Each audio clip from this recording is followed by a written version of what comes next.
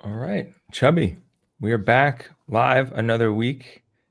We have survived. We're here to talk about the creator economy and just being creative individuals trying to grow businesses online. I think it's an Great to interesting be back. conversation. Yeah.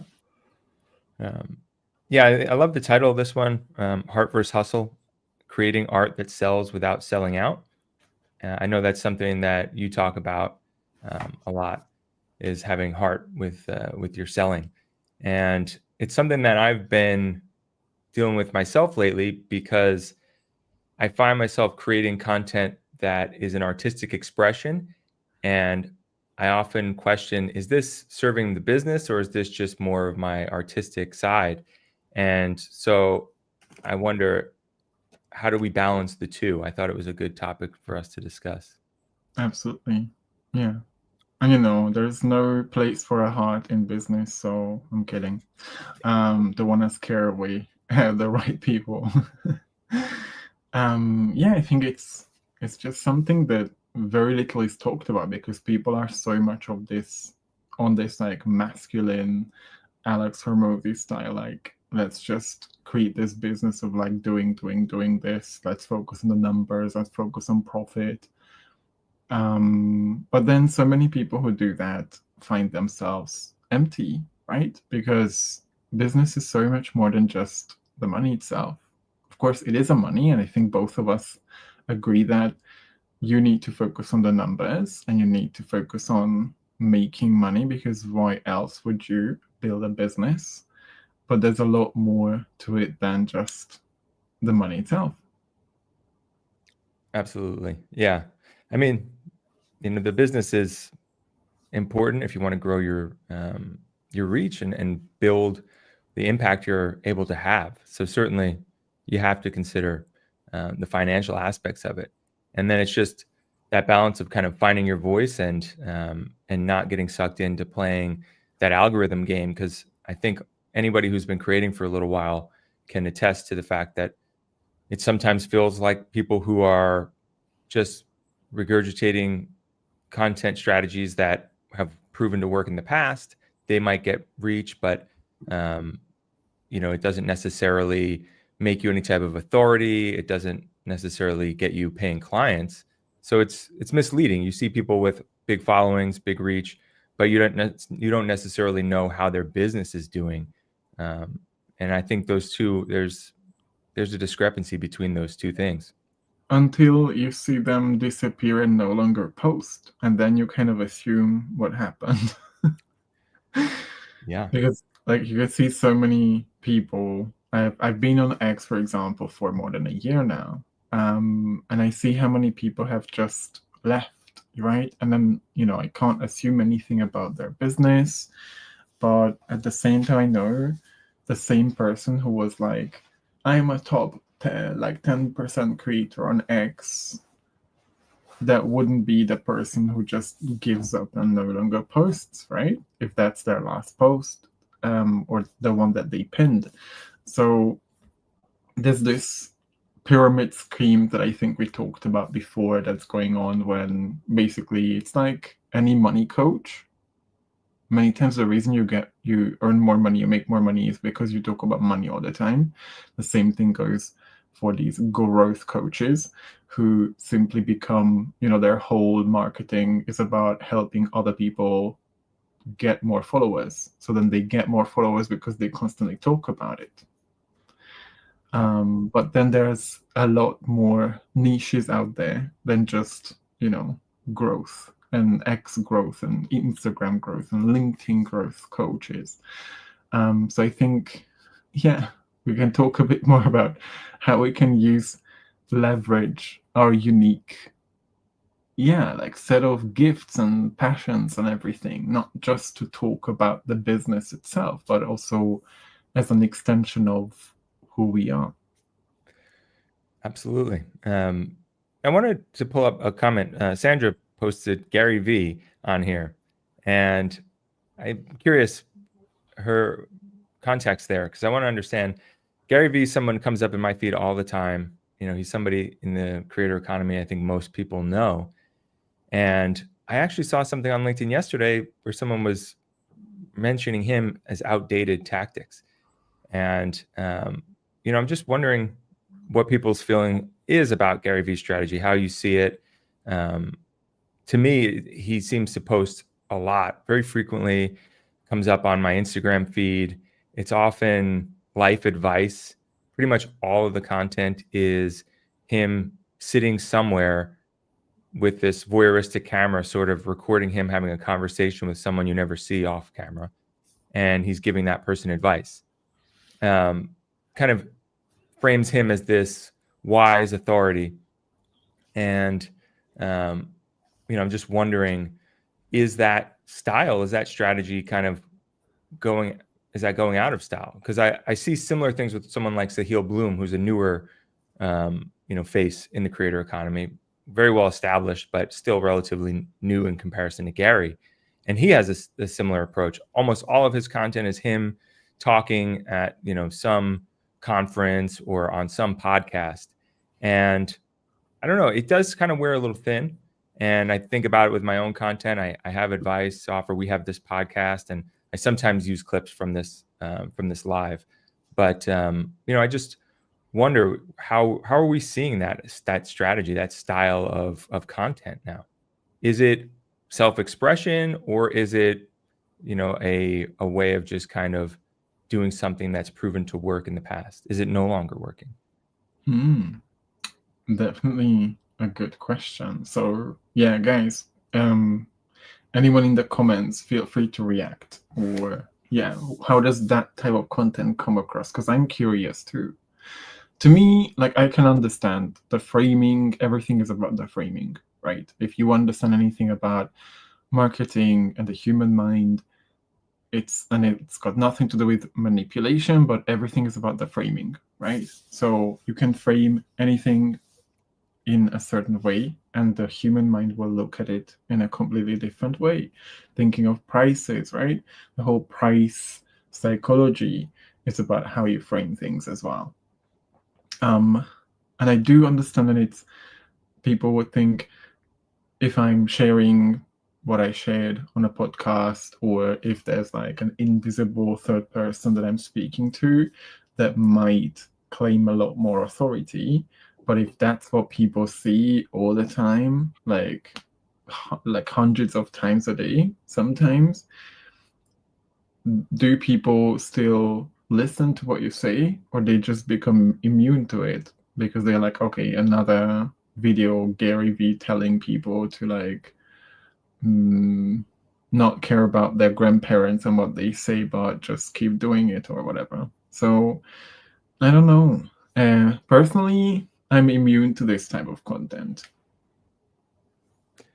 because it's way too generic, and I'm beyond just listening to the generic advice. Right. I think that is where it falls short. It's maybe motivational, but not practical necessarily. It doesn't give you actionable steps to take. You kind of get charged up, but then you need a next step. And oftentimes it doesn't give you that. Totally. Yeah. So I think once you're more experienced and you've explored yourself as a creator, as somebody who's building a business, you start to need more tangible steps. And then just to play devil's advocate, because I love doing that, is, there's the flip side of that, where people who just give sort of that actionable advice, and it sometimes is that listicle style. We've talked about this before, and it doesn't necessarily infuse their personality in that content. It's sort of more just like, do A, B, C, and D, and you could read that anywhere. It doesn't necessarily come from them. It probably came from ChatGPT or something like that. Yeah. Yeah. And then, let's talk about how that lands on the other side, because that's what a lot of creators and business owners don't understand about how to run a business and then scale it. It's basically all about understanding how people make decisions, the psychology of how people believe certain things. We talked about this in earlier episodes too. And thinking about what we talked about, right? Sharing listicles, sharing action items. This is what you have to do. I could tell you to do X, Y, Z. Does that really mean that you will, first of all, find it useful when you could just find it anywhere else? You can just ask, you could just type in a prompt to any sort of AI, and that will give you probably even more detailed versions of that than what I share. And what's the guarantee that you will actually do it? Or do it in a way that then you would say, oh, this was really helpful advice, because it's one thing to do something. A second one, that's another thing to actually get the results from it. There's a disconnect many times when, oh, Charlie just told me to like post a belief shifting video. And I'm like, yeah, did you do it? Yeah, I did. But it flopped or whatever. And I was like, yeah, probably because you didn't go through how the mind processes information. So you could say that you did it, but still not get the results. So that's why I think what we need to do now is like move away from this how to type of content, not just because people don't do it, just because you tell them how to do something, but because it doesn't speak to the part of the mind, part of the brain that is more susceptible to making decisions. The information, when there's too much new, it just moves past people's ears. So people don't process it. It doesn't speak to, you're going to sound like everybody else. There's no way for you to set yourself apart. And it doesn't speak to the subconscious part of the mind. Yeah. It's definitely important to understand psychology and sales. Going back to our topic, Heart vs. Hustle, do you consider yourself an artist with your content? You post a lot of photos of yourself traveling, you document your life. Do you see what you create, that content, as art or more business, or both? I don't know if I would like say that I would identify as an artist, right? I just think that business is a huge part of my business is me. Like, people first buy me and then they buy my product, or then they buy whatever service I have. People don't just buy coaching, they buy coaches first, I think, in this world. So I don't necessarily identify being an artist, but to me, I cannot just do the business part, as in just focus on like providing the value, when I know how much it means if I show up as a leader, if I show up as the real role, the person who's just sharing their experience. Yeah, I agree. I struggle with that as well. There are things that I know I could do that are kind of business driven and might get results, but they just don't feel aligned for me. They don't feel like they match up with how I want to be in the world. And I think that's where that conflict kind of plays out, that moral stance, artistic side, and self-expression, and not wanting to create things that I put on the internet that just don't reflect like who I am as a person. So yeah, I think it's a challenge that people face at all different levels of this journey, which is why I wanted to talk about it today. I had a note here that I wanted to bring up, and I wanted to ask you: is there a moment when your emotional content felt risky or rewarding? Like we talked last week about cringe, right? Can you think of any time when you were putting out content and you were having those thoughts, those feelings of like, I'm not sure this is going to help my business, but I just feel like I need to do this? Yeah, I mean, like, I did a lot of what's the best way to describe it? So with my first business, which is all about language learning, there's a lot of BS about how to learn languages. And I felt like, as someone who learned 5, I have something to say there. So I spent a lot of my time debunking myths and really talk about how the industry gives people bullshit advice. And sometimes I got emotional there. And I was like, maybe I'm just being too opinionated, which might work against my business. Instead of focusing on the beliefs, I focused on opinions. And I had a hard time balancing that out. What was the And outcome? What was the outcome of that? Do you remember? I mean, I don't know who decided not to work with me, obviously, or decided to unfollow me because of that. But I think what helped was create a closer bond or a tighter bond with my audience, the ones that stuck around. The same thing went when I just bursted into tears when I was right after COVID. I was in Malaysia and I saw how people came together the first time after 2 years, and I just got so emotional, and I just recorded all of it. And I was like, ooh, maybe this will work against me, because people who wants to like get coached by a man who's crying about something so trivial. But then I got so much support, like people replied in the stories on Instagram and everything. So that's, I think, the point. Since then, I'm a huge proponent of vulnerability and owning your emotions, because that's truly what really leads to connection. Not just you telling the stories, but being in the real moments of like the excitement, the fear, the sadness, the disappointment, the whatever. And I think people want more of that.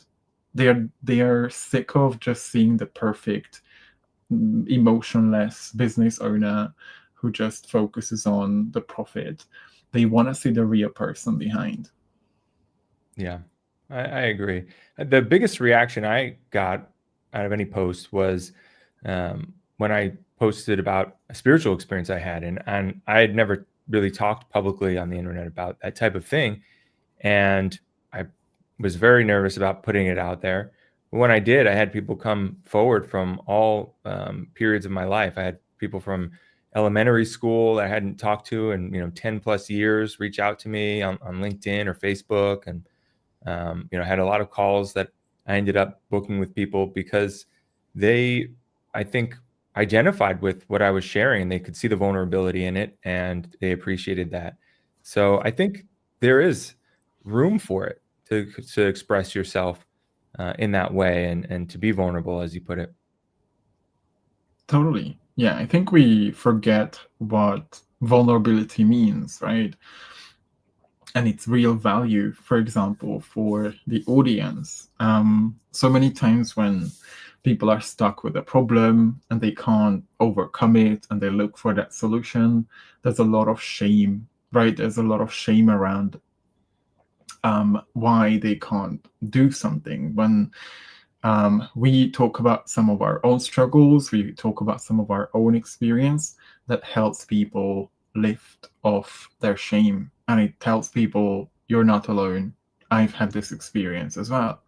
So that, again, what we think is vulnerability and a sign of weakness, other people would see as a sign of courage. And I think Brené Brown talks about this in her books and in her interviews as well, how important embracing vulnerability is, and how it's not about shame, it's about opening up to a human emotion, connection.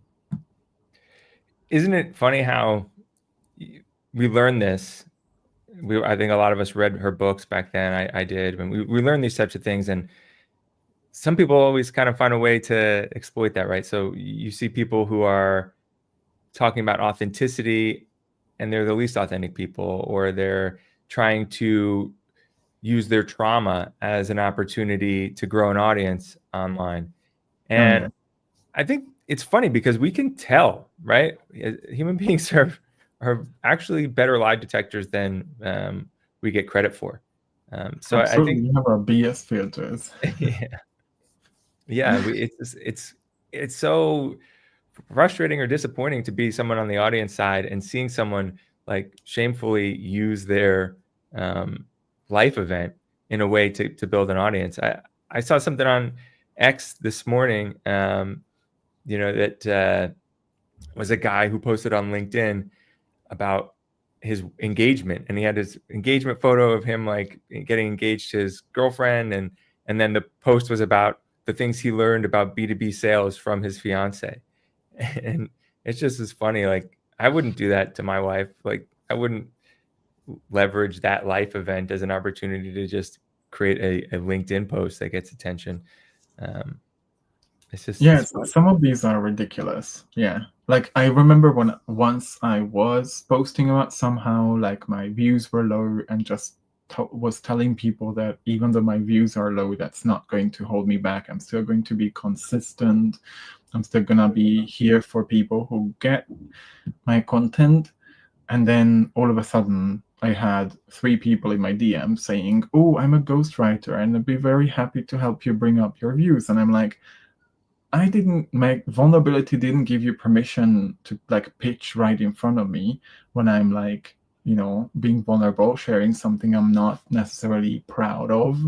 And it's just crazy how people are using it to their own advantage. The other day as well, like as the Pope died, I just all of a sudden got an email from a travel agency organizing pilgrimages to Rome and like asking for a huge amount of money for that. And I'm like, the Pope just died and you're immediately sending out an email to promote your fucking business?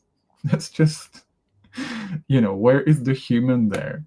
So it's ridiculous sometimes. Yeah.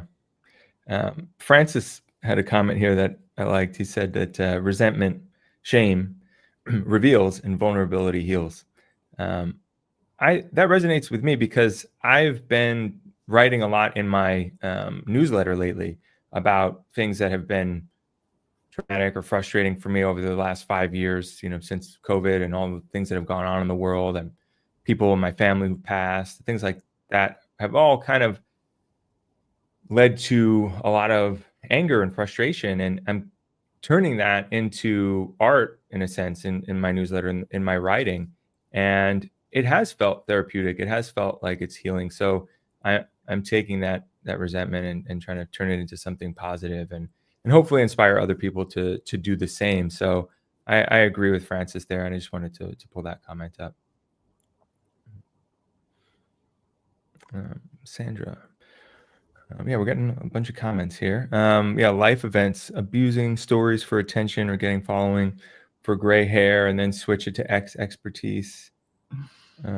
Okay. Or getting following for gray hair, I guess. Being older, I guess. Is that what she means by that?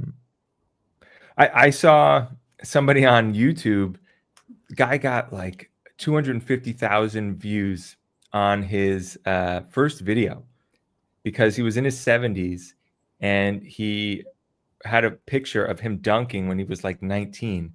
I mean, and this was like a black and white photo. It looked like it was taken on a dirt basketball court in Indiana with a plywood backboard. And then he had a photo of him today, and he was saying like, I want to dunk again in my 70s. And he kind of rode this like train. Now there's a big like movement of people who are wanting to dunk because they're seeing all these like jump coaches online get people to increase their vertical through plyometric training. And I mean, the guy's not going to dunk. He's getting like 4 inches off the ground, right? But he took this popular trend and kind of took it further, because there were people who were like have videos of them dunking in their 40s, and that's been inspiring for people. And then somebody comes along and is like in their 50s. This guy's in his 70s, and it just gets more outrageous like each time. But he took it pretty much as extreme as you're probably going to be able to take it and get people to click. But Sandra's gray hair comment, made me think of that sometimes, you can use your age or whatever angle you have to kind of get attention or get acknowledgement. And, I think that can work for a little while, but you're going to have to obviously give people something to stick around for. So we'll see if that guy's able to do that.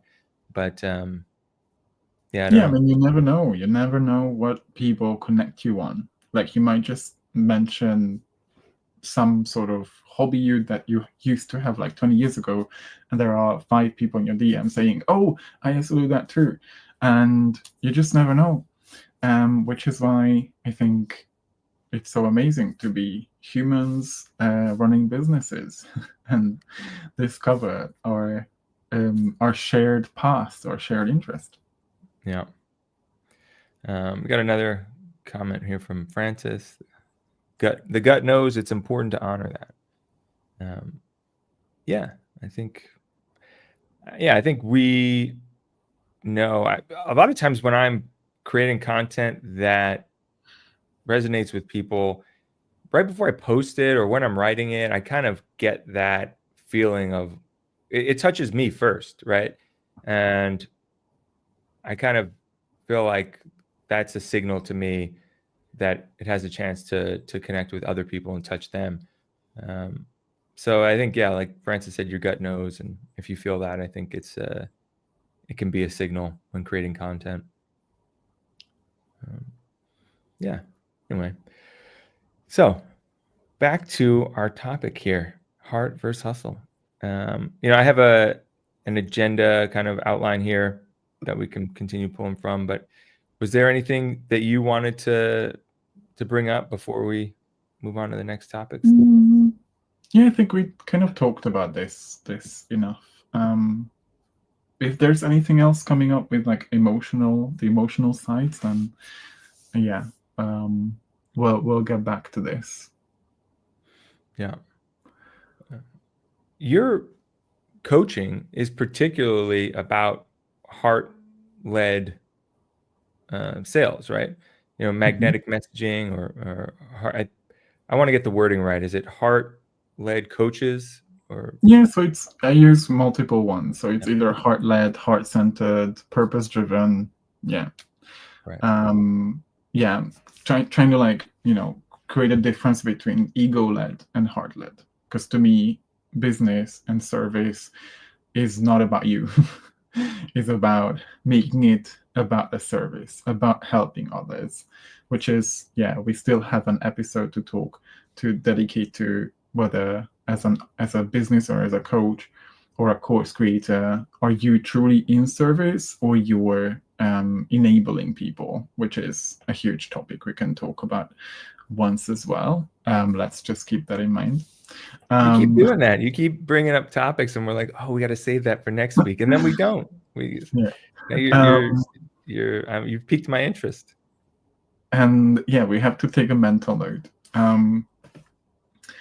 But yeah, so there's distinction between heart-led and ego-led, because there's so many stories that we have about money, deserving the money that we charging higher ticket, focusing on the money making itself too, but also the service part. And many times it's ego-led. Even if people say, "Oh, this is not about the money," many times there is a money trauma or some sort of money stories behind, where people feel like, "Oh, I just want to run a business that helps people," but it goes beyond money, when money is neutral. So the type that I teach is to really help my students understand that focusing on the money is one of the best things you can do, as especially if you're spiritual, because money itself is neutral. So when we talk about selling and we look at selling as, yes, I'm going to charge, so you pay attention, I'm going to charge, so you send me the signal that you're committed. There is a lot of spirituality there in terms of helping someone finally say yes to something that they used to struggle with. And that's, to me, heart-led, heart-centered selling, when, yes, you show up, you keep providing the value, but at the same time, you also understand how the best way you can help someone isn't through your free content. Yeah. I mean, I feel like there's a few things to talk about there. When you're talking about business and being heart-led, or having a mission, that's something that I grapple with myself, because I am someone who's trying to help people live more fulfilling lives, but I'm also need to be able to sustain a business in order to keep doing that. So I think that's where the conflict lies for a lot of heart-led business owners. It's you're kind of sometimes feel like you're pulled in the direction of doing something that's very much business oriented, um, where it maybe feels a little unnatural or pushy in terms of sales, um, and you feel like you're maybe manipulating people, but really, I think you're actually, if your intentions are good, it's not necessarily manipulative.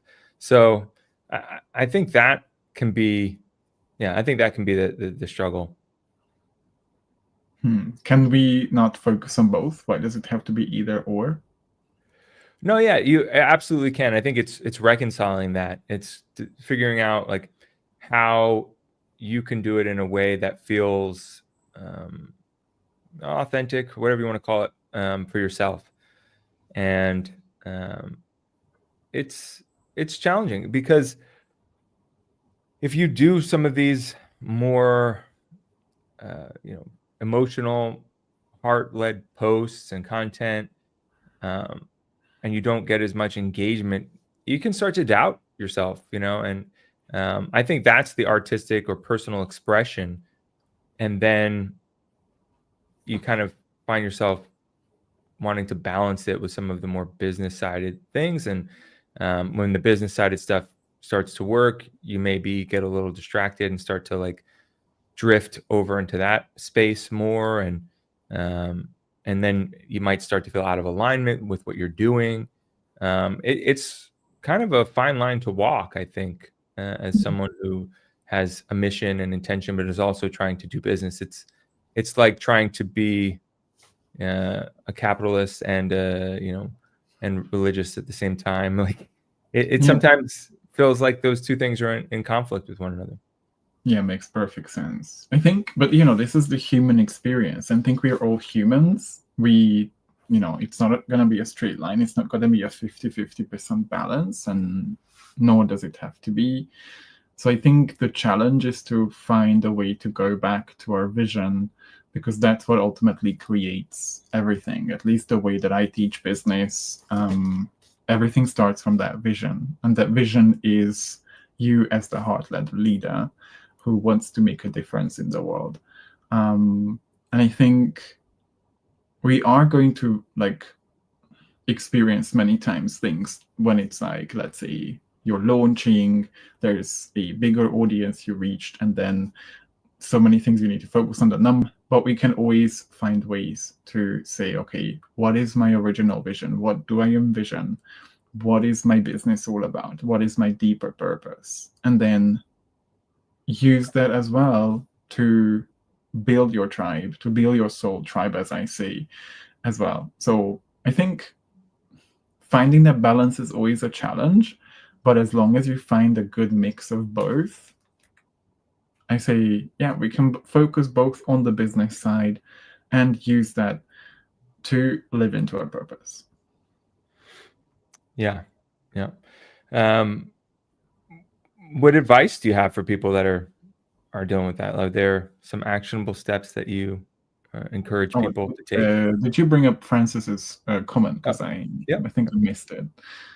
So he says that's a good point about it being a fine line. That alignment is so unique to each person. There is a lot that can pull you off track, definitely. Yeah, because we are humans. And I think a huge part of our journey is to accept that we can only do as much, that we are humans, that we have a nervous system that we need to regulate or resonate more like. As I've heard a new expression, it's less nervous system regulation, because that's more like a control issue, and more like nervous system resonance. That we do have to deal with. And there's going to be times when things don't go as well as you wanted, and you might fall into yeah, you might fall off track. It might take you months to climb out of a black hole. So I think a huge part of that is honoring that we are humans and that we have our own emotions to process. We have our own experiences to somehow process. And I've just, two of my coaches went through a divorce, and in the US, divorce means your income is halved, as far as I know, right? So that was a huge financial loss for them. So they used to be millionaires, and then now, because of their divorce, they're no longer a millionaire. So that identity issue, and so many things can happen beyond the scenes in your life that will impact your business, which is, I think, why the people who truly make it are not necessarily the ones with a bigger bank account, but the ones who are able to operate from the inside out. Yeah. Did I answer your question? I forgot what the question was. I think you were answering Francis's, or you were addressing Francis's comment. Yeah, kind of reacting to that. Yeah. Yeah. Oh yeah, I think you asked me what's my advice. So I can bring it back You to could that. use those as an example. One of those people. What advice you gave them? Yeah. Oh, I think we lost your video for some reason. This is a first. We've lost Chubby. I don't know what happened, but yeah. So in the meantime, I will. Oh, he's back. Here we go. I don't know what happened. I was just thrown off. Yeah, no worries. My advice is always to go back to yourself, right? What you truly want out of this life, and learning how to regulate or resonate, so that you can build that resilience. Because running a business is tough, and if you're not bringing it back to why you're doing it, if there's not a strong reason that you could find, because everybody has a vision, we just might have been blind to it. We don't truly get clear on it. So it's always the first step when people come into my space. Yeah, that always helps, right? Because if we don't have that vision, we default to the vision that we don't want, which is also a vision. So I always say, if it's not coming out of faith and love, then you're envisioning that into fear. So it's going to be the worst case scenario how you operate. So my advice is always get clear, like crystal clear, on why you do it, to the point when you're crying about that future that you want to live into. If you're not crying about the reason you're doing it, you're probably not going deep enough. What do you say to people who say, I just want to make some money? Aren't we overcomplicating this? Isn't this more of a sophisticated way of just doing the same thing, selling something online? Why does it have to be bundled in this existential burden? What do I say to that? Well, you can make money. There's nothing wrong with that. Sure, go ahead. Yeah, I think, I guess in that case, perhaps that individual isn't your audience, right? There's plenty of coaches out there for people who just want to focus on numbers and focus on business growth. But many times, that focus later on reveals the next step. As in, people who constantly focus on the money tend to end up, burnt out, or feeling like, why am I doing this? I don't even know. I have the millions, but I feel empty inside. So it leads to the next step, which ultimately goes back to something more spiritual related or purpose related. Yeah. Francis has a question. Yeah. Okay. Appreciate the engagement, by the way, Francis. So I met him a couple of weeks ago, and he's amazing. So how can you help them flip it so what they want is inevitable? Did you see the first part? It's kind of a two-part. I can see the comments. I just can't pull them on. So if a person thinks something is impossible, they believe the opposite is inevitable. How can you help them flip it so what they want is inevitable? It's a rhetorical question, so we don't have to answer it. Okay. Tricky. So in general, a lot of us want certain things, but then the way the human brain works is that what we want is still outside of what we feel familiar with. So most of us, the reason we are not where we want to be is because there are fears around it that we haven't uncovered, which is why the whole smart kind of goal setting is actually dumb, because it doesn't teach you how to make your goal feel familiar already in the body, in the mind, with your thoughts, emotions, beliefs. So that's one thing I can just say to this too, that we all want certain things, but that thing we are still scared of. There's still fears around it, which is why we don't step into that future yet. But again, we can bring it back to the vision and focus on making the unfamiliar familiar.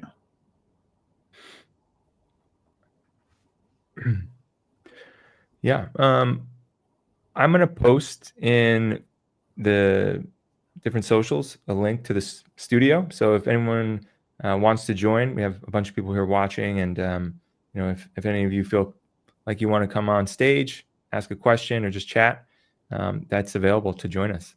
So we'd love to hear stories. We'd love to hear your takes, insights. Let's put the social back to social media, I'd say, right? Yeah. Let's see here.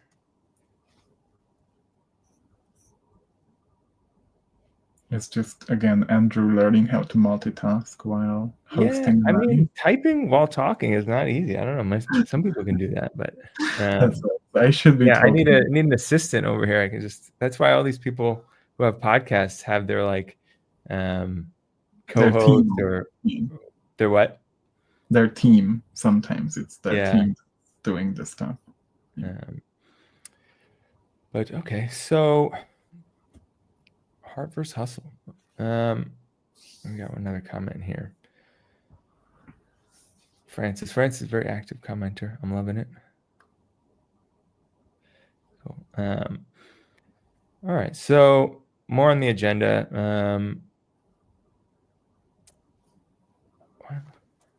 I don't know. Here, forget the agenda. I don't know. What else can we talk about regarding Heart versus Hustle? Nothing else. It's all about the hustle. Well, that's the funny thing, right? Like hustle culture kind of took over for a while.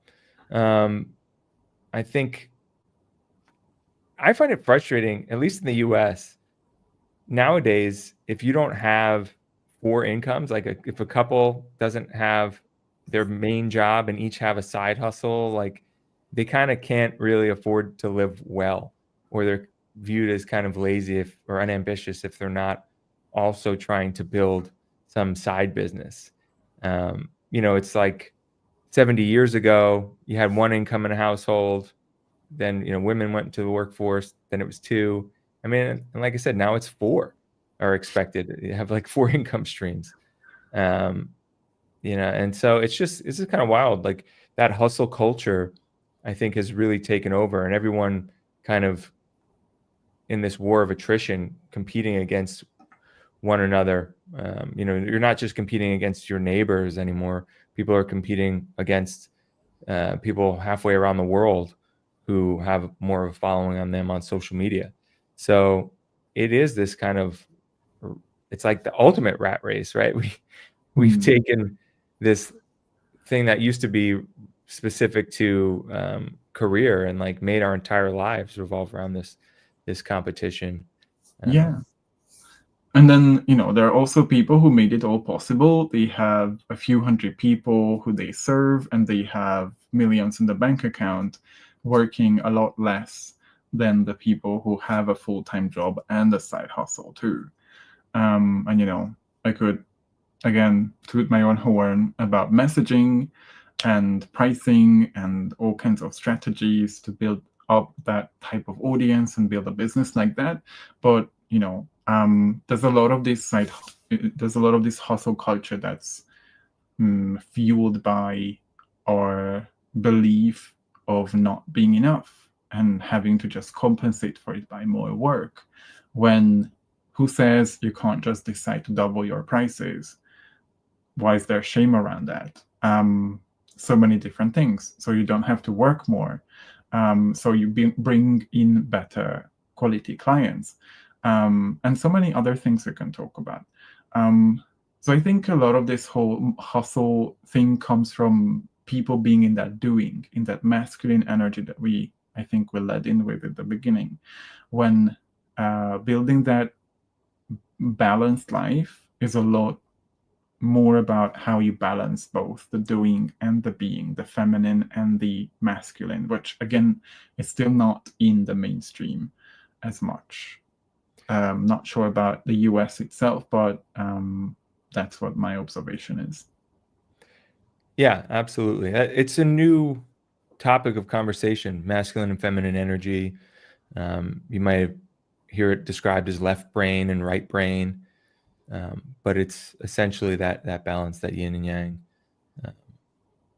that I think we all have within us, and it's just some cultivate one side more than the other.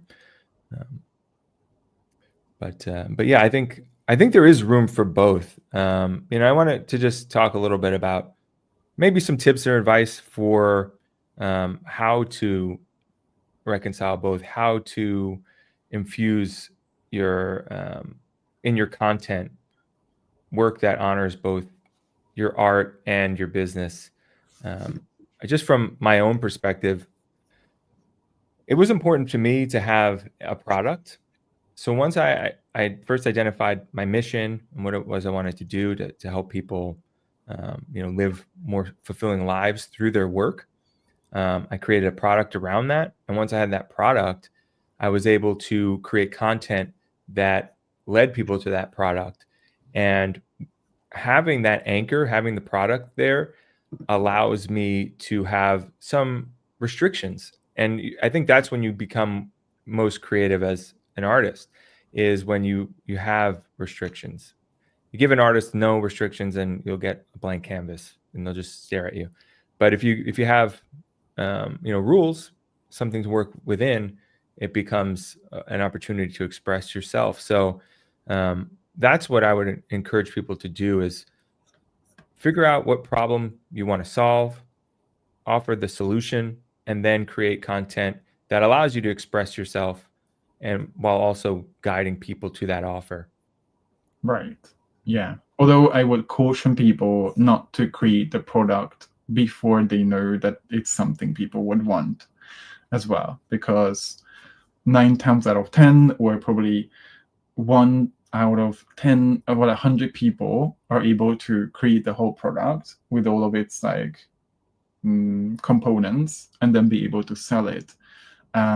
So a lot of this is about what you want. First of all, what do you want to help the world with, right? That's where you bring in your heart-centeredness.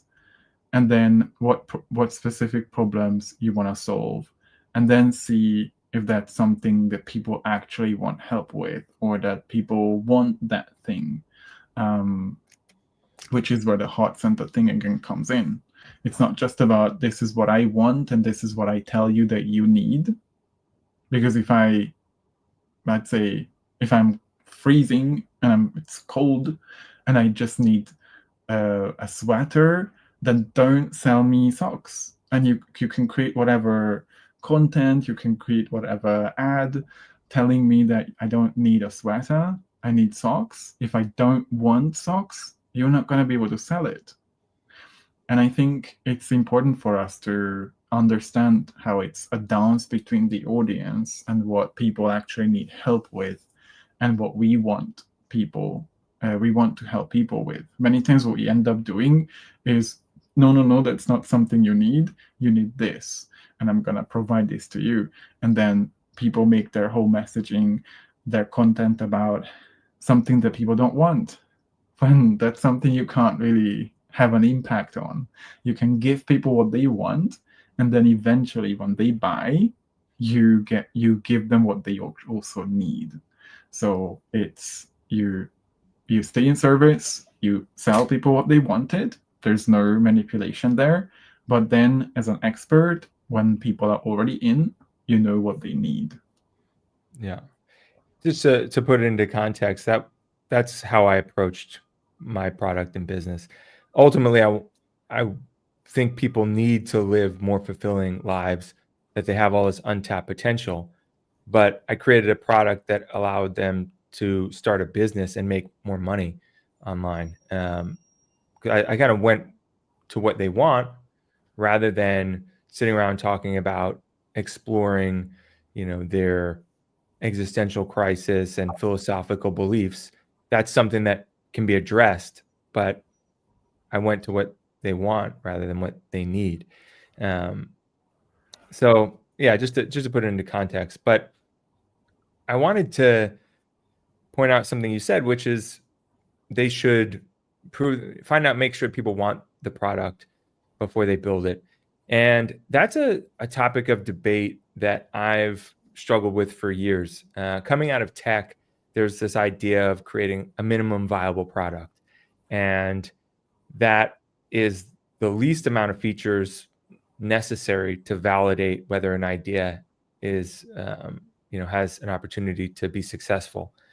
And it got so extreme that people started creating sales pages for products they hadn't built yet.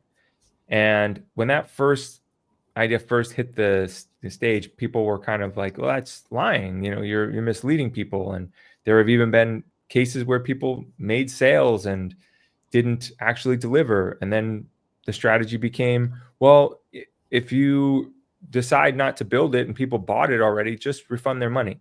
So that was kind of like, and that's kind of where we're at now. I think a lot of people will say, don't build a product, build a sales landing page, find out if people are interested in this offer before you go out and build it, capture emails, maybe even take orders. And then if you get enough, you validated that this is actually something people want, go and build it. It's tough to do that nowadays because I think we've all experienced the dozens and dozens of landing pages that we signed up for, we gave our email address, and we never hear anything about. I think people are reluctant now to even give away their email address until something is available for purchase, rather than, buy my book that's going to come out in 12 months, if I get enough orders.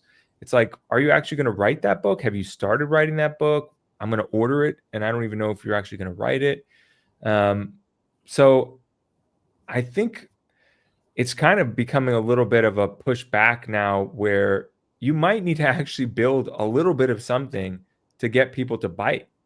And I think as an entrepreneur, or as somebody who's a wantrepreneur, somebody who's not actually built something or started your own side business, it can be daunting, the idea of creating a product. And if you have excuses not to do that, you're going to use them. And you're going to have all these ideas that you've had in the past, and maybe you take them a step further and you create some little like landing page you made on Card or something like that, and you promote it a little bit, you don't get any interest, and you haven't even really validated yet whether or not people want this, because you don't really know how to sell yet. You don't have the experience of building a business for yourself.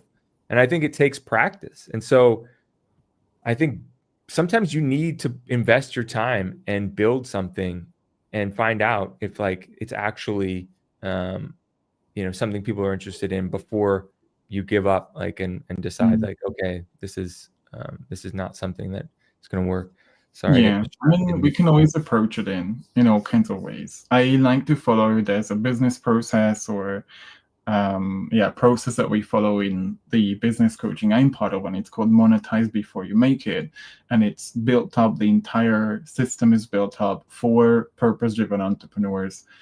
If you're upfront about the fact that it's your first iteration, and you offer discounts and everything else for people, and you've already established yourself. You build that trust with people. You show up as that guide who's there and says, I'm going to bring in like 20 people and we're going to do this beta version, and then build it together week by week. There's going to be a lot more people who appreciate that, because they will have that personal touch. They will have the opportunity to say, to make decisions. Like, this is something, and I've been doing years and years of adult education. And one of the most powerful ways we can also make sure that there is more completion is when we are not just like, here's the curriculum, here's what you need, but we actually involve our students in the course creation process. So one of the reasons I'm big on this is because most people are a lot worse at marketing themselves than their own craft. So at the beginning, what we need is a lot of practice of like how that launch works, build up that landing page, see if it gets in front of people, see if it converts and everything else. And then when you have people in and you're upfront about the fact that you're going to be building it together, it's a lot more likely to sell out. And you're going to get the people who will appreciate that personal touch for the first iteration. Yeah, I think you touch upon the build in public strategy, which has in the last... I don't like to say it like that because that's a very ex-hustle type of way of saying it. I don't think that's the same as build in public, but yeah. Okay, yeah, that's fair. I think there's some overlap in the sense that people now are often encouraged to share the process. So you build an audience by showing what you're going through, and you share your personal side, your own experience while building your business. You see it. It's not just on X. You see it on Instagram as well. There are plenty of people, especially women, starting fashion brands or starting like, home, like printing product services and things like that, and kind of showing other women what it takes to build a brand online. So I think there's that community exists not just on X, but on Instagram as well. And I get there's a distinction between what you're talking about, but I think there's some overlap there. Yeah, I think for me, it's about building the product together. So I'm not like 2 steps ahead of you and just like learning from the next business book what the next module should be, but it's about that co-creation between the students and the creator, so that they get some real test on how the curriculum works in its first iteration. You would record live the trainings, instead of preparing the whole thing and spending, tens and thousands of dollars on all kinds of equipment and studio quality course and everything else.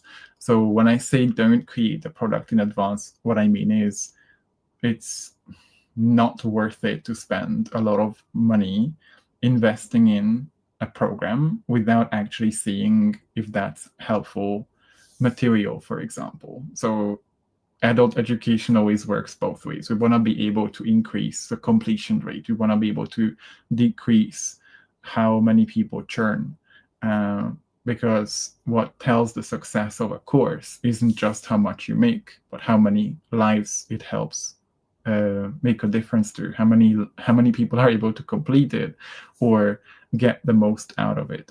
And if we don't focus on how that lands on the other side, right, we just create whatever we think we want, not also considering the way people learn in certain ways, like audio, kinesthetic, visual.